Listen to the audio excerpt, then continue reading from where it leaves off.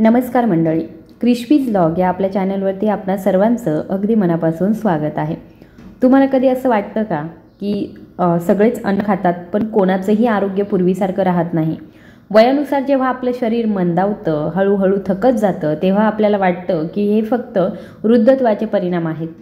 पण तुम्हाला माहीत आहे का की काही सामान्य भाज्या ज्या आपण वर्षानुवर्षे खात आहोत त्या हळूहळू आपली शक्ती हिरावून घेत आहेत।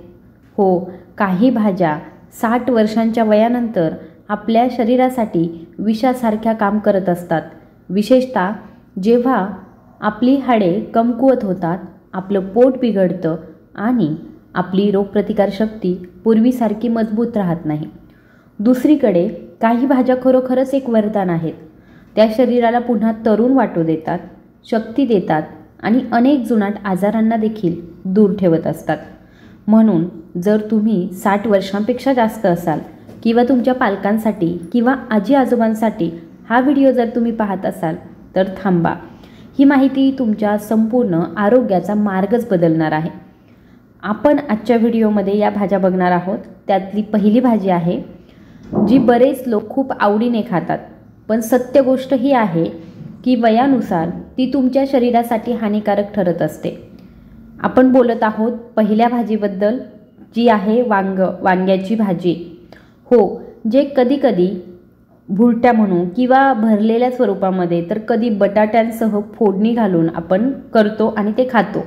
पण तुम्हाला माहीत आहे का की वांग्यामध्ये सोलानाइन नावाचं नैसर्गिक संयुग असतं आणि हे संयुग वृद्धांमध्ये हाडांची जळजळ असेल, सांध्यांचं दुखणं असेल किंवा सांधेदुखी असेल आणि पोटाच्या समस्या ज्या आहेत ते निर्माण करत असतं। विशेषतः जर तुम्हाला सांधिवात असेल किंवा आम्लपित्ताचा त्रास असेल तर वांग्यामुळे तुमच्या शरीरामध्ये जळजळ आणखी वाढू शकते। वांग्याला थंड मानलं जातं आणि शरीरात वात वेगाने वाढवणारं सुद्धा वांगच आहे। म्हणूनच ज्या लोकांचे स्नायू 60 वर्षांच्या वयानंतर कमकुवत होऊ लागतात त्यांच्यासाठी ही भाजी हळूहळू सांधे कडक होणं आणि थकवा वाढवू शकते। आता जर तुम्हाला प्रश्न पडत असेल की मग आम्ही वांग्याऐवजी नक्की काय खावं, तर मी तुम्हाला लवकरच उत्तर देणार आहे। आपण प्रथम सामान्यतः निरोगी मानल्या जाणाऱ्या आणखी एका भाजीबद्दल बोलूया, पण 60 वर्षाच्या वयानंतर त्याचं सेवन विवेकी मानलं जातं। ती म्हणजे मुळा।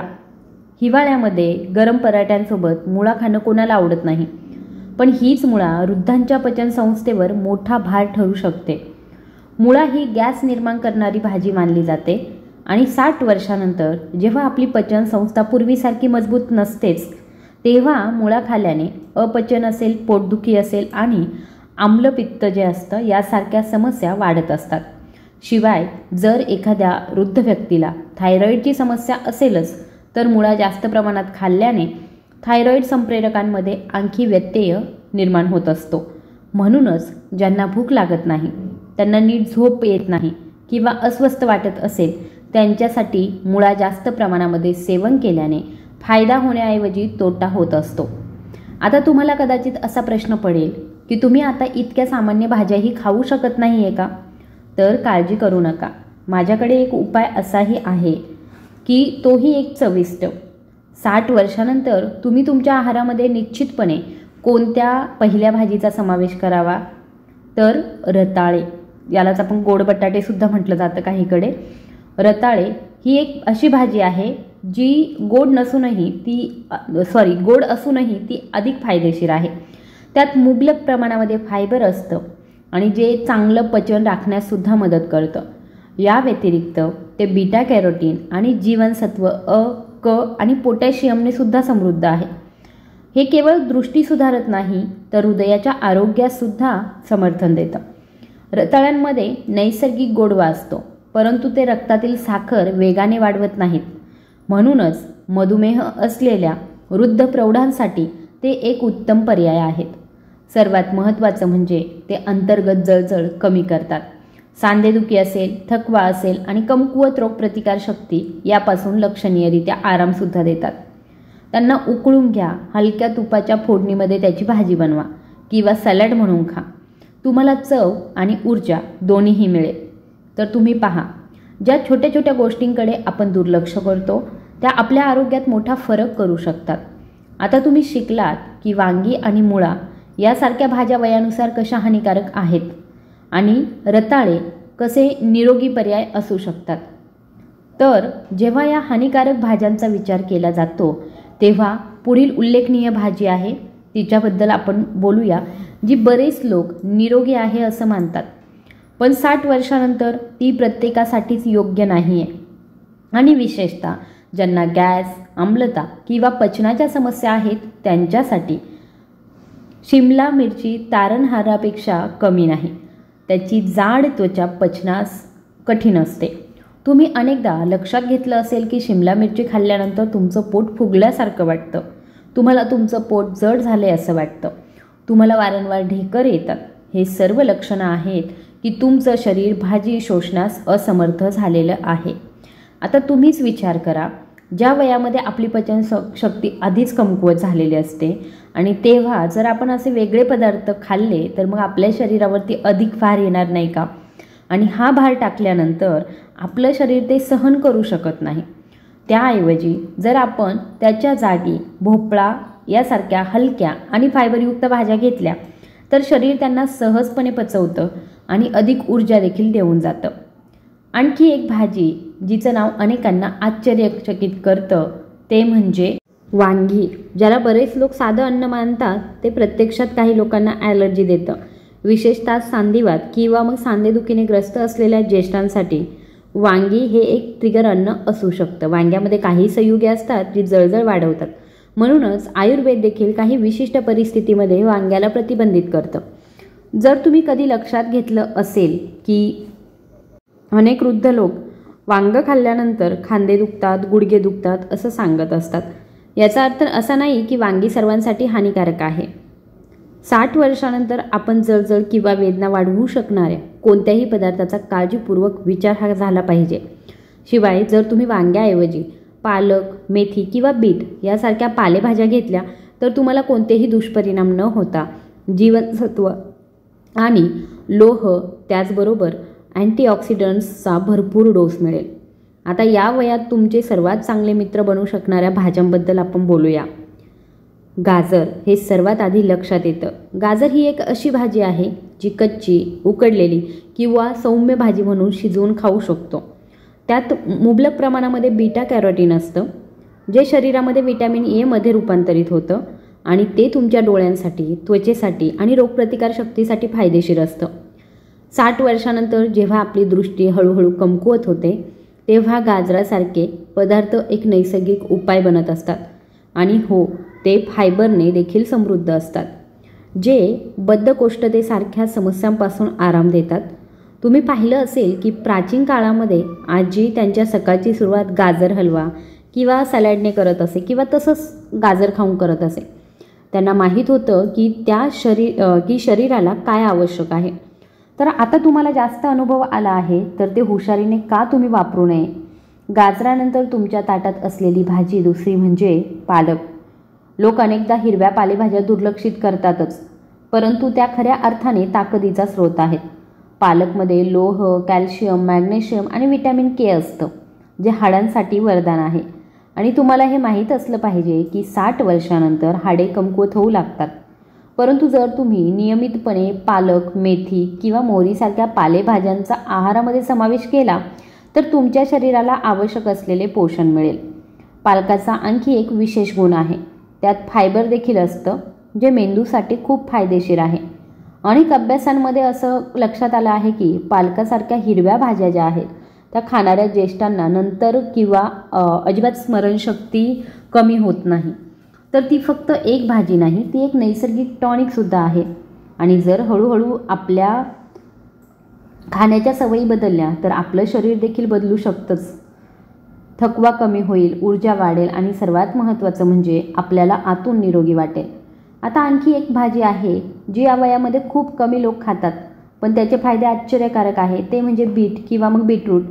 बीटरूट हे एक सुपरफूड आहे जे आठवड्यातून 2 ते 3 वेळा खाल्ल्यास तुमचं हिमोग्लोबिन पातळी सुधारू शकते. ते रक्तदाब नियंत्रित करतं आणि रक्ताभिसरण सुधारू शकतं. वयाच्या 60 नंतर जेव्हा मज्जातंतूंची ताकद आणि मेंदूला पुरेसा ऑक्सिजन पुरवठा महत्त्वाचा असतो तेव्हा बीटरूट एक नैसर्गिक मदत करतं. आणि हे फक्त आपल्या बाबतीत नाही, असंख्य अभ्यासांमध्ये असं आढळून आलं आहे की बीटरूटमधील नायट्रेट्स शरीरामध्ये नायट्रिक ऑक्साईडमध्ये रूपांतरित होतात, ज्यामुळे शिरा पसरत असतात, रक्तप्रवाह सुधारतो. याचा तुमच्या मेंदूवरती, तुमच्या हृदयावरती आणि तुमच्या पायांच्या ताकदीवरती सुद्धा थेट परिणाम होतो. म्हणून जर तुम्हाला गुडघेदुखी असेल किंवा चालताना लवकर थकवा येत असेल किंवा पायऱ्या चढताना श्वास घेण्यास त्रास होत असेल, तुम्ही खूप जास्त पायी चालू शकत नाही, तर बीटरूट हे एक चमत्कारिक उपाय नक्कीच आहे. तुम्ही ते कच्चं म्हणा, उकडलेलं म्हणा किंवा मग अगदी त्याचा ज्यूस बनवून, रस बनवून पिऊ शकता किंवा मग गाजरासोबत रस बनवून पिऊ शकता. फक्त एकाच वेळी ते जास्त खाल्लं नाही गेलं पाहिजे, याची आपल्याला काळजी घ्यायची आहे. आणि जर तुम्हाला मधुमेह असेल तर ते खाण्यापूर्वी तुमच्या डॉक्टरांचा सल्ला तुम्ही नक्की घेतला पाहिजे. आता स्वस्त आणि चविष्ट आणि त्याचबरोबर आरोग्यदायी अशी भाजी जी आहे ती म्हणजे दुधी भोपळा, ज्याकडे बरेच लोक दुर्लक्ष करतात. त्यांना वाटतं की ते आजारी लोकांसाठी एक भाजी आहे, पण प्रत्यक्षात दुधी भोपळा वृद्धांसाठी अमृतासारखा आहे.